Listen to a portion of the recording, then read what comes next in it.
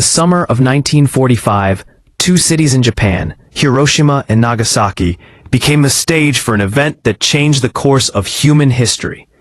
Their names, once known only within the boundaries of Japan, were etched forever into global memory, not for their culture or landscapes, but for a new weapon unleashed upon them.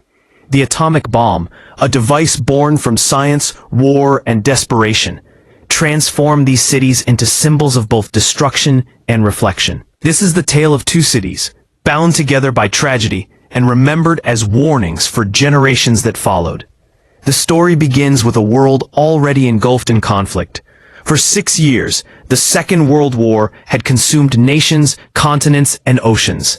In Europe, Adolf Hitler's Third Reich had fallen. In May 1945, Germany surrendered and the Allies celebrated victory in Europe. But in the Pacific, the war continued.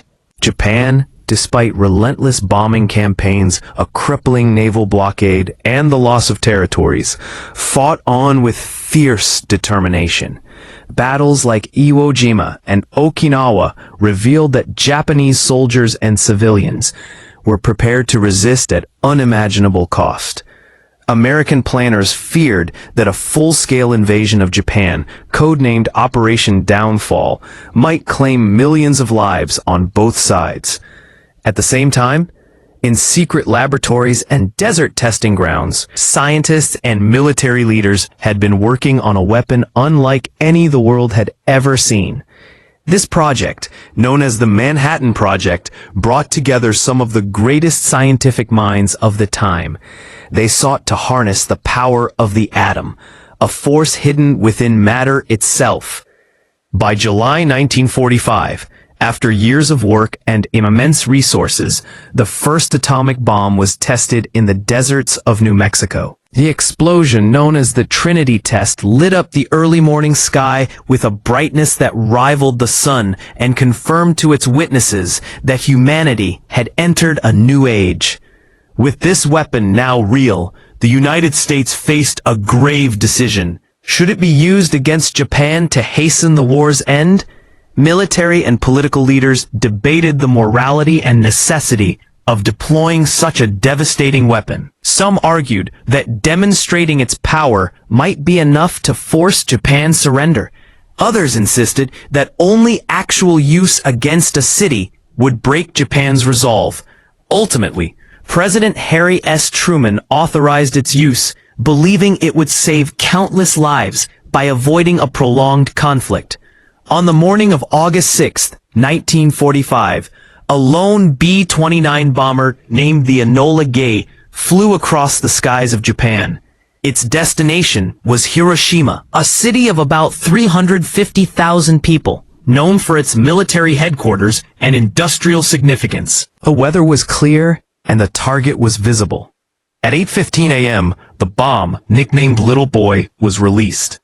It fell silently for 43 seconds before detonating approximately 600 meters above the ground. In an instant, Hiroshima was consumed by fire and light. A blinding flash, brighter than the sun, seared the landscape.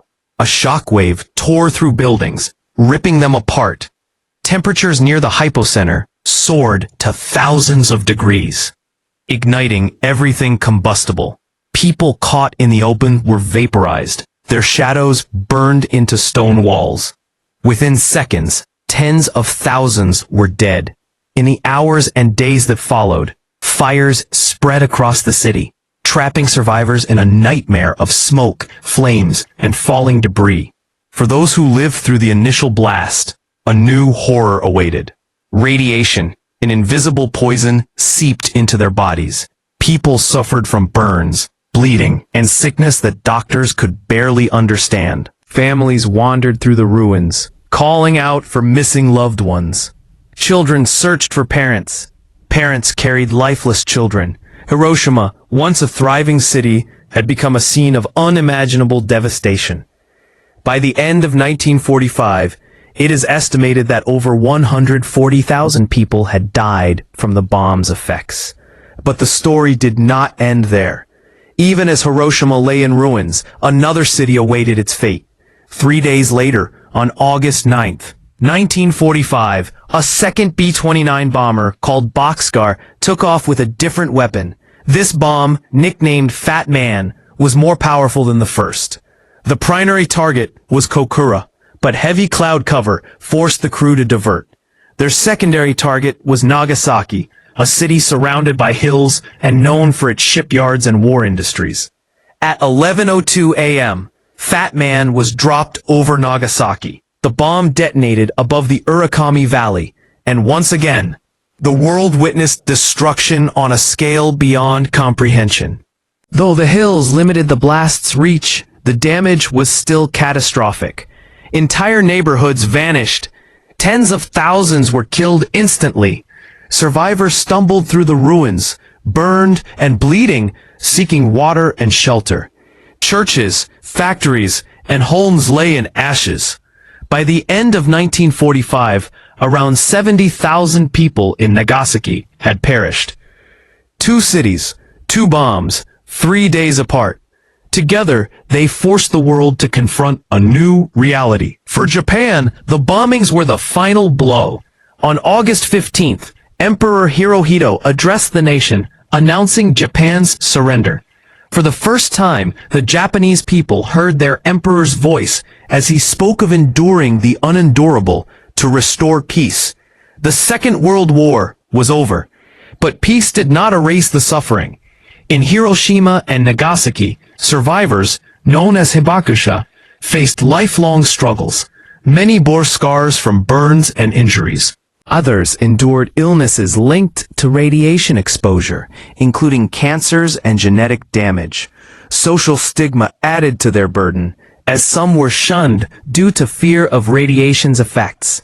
Yet these survivors carried their stories into the future, becoming voices for peace and advocates against nuclear weapons. Their testimonies, often shared with young generations, reminded the world of the human cost of atomic war. In the decades that followed, Hiroshima and Nagasaki rebuilt. Slowly from rubble and ash, new cities rose. Schools, businesses, and homes were reconstructed. Memorials were erected to honor the dead and to remind the living. Hiroshima became known as a city of peace, hosting annual ceremonies on August 6th. At the Peace Memorial Park, the skeletal remains of the atomic bomb dome stand as a silent witness to that morning of destruction. In Nagasaki, the Urakami Cathedral, once destroyed in the blast, was rebuilt, symbolizing both resilience and remembrance. Yet, the legacy of these bombings extended far beyond Japan. The world entered the nuclear age. The Soviet Union, alarmed by America's new power, accelerated its own atomic program. Within years, other nations joined the nuclear club. A balance of terror, known as the Cold War, defined global politics for decades.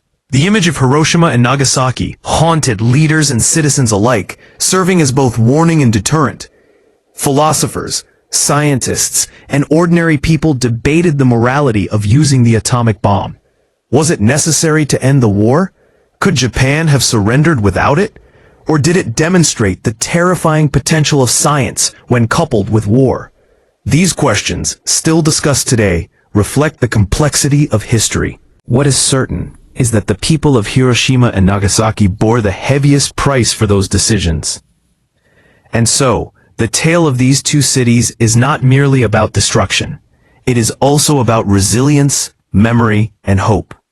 Out of their tragedy emerged a global movement for nuclear disarmament, as survivors and activists urged the world to ensure such weapons would never be used again. Hiroshima and Nagasaki stand today not only as cities of remembrance, but also as symbols of humanity's capacity to rebuild and to choose peace over annihilation. When visitors walk through the Peace Memorial in Hiroshima, they read the words engraved on the cenotaph. "Let all the souls here rest in peace, for we shall not repeat the evil." These words, simple yet profound, capture the essence of the lesson left by the two cities. The destruction that befell them was not only Japan's tragedy, but humanity's warning. From the silence of Hiroshima's morning sky to the shattered streets of Nagasaki, The story of these two cities continues to echo across generations. It asks us to reflect on the choices made in times of war, the cost of peace, and the responsibility of humanity to protect itself from repeating such devastation. The tale of two cities is, in truth, the tale of us all, a reminder that even in our darkest moments, we have the power to remember, to rebuild, and to strive for a world where the shadow of nuclear fire never again falls upon a city. And so, the tale of Hiroshima and Nagasaki is not only about two cities reduced to ashes, but about the human spirit that rose from them.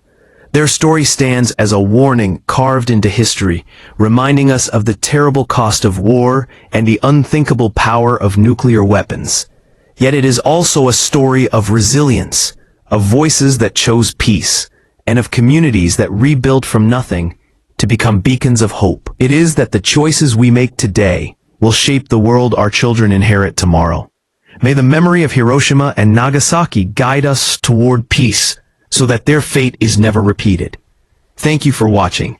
If you found this story meaningful, please like this video, share it with others, and subscribe for more journeys into history's most powerful moments. Until next time, let us remember, reflect, and strive for a better future together.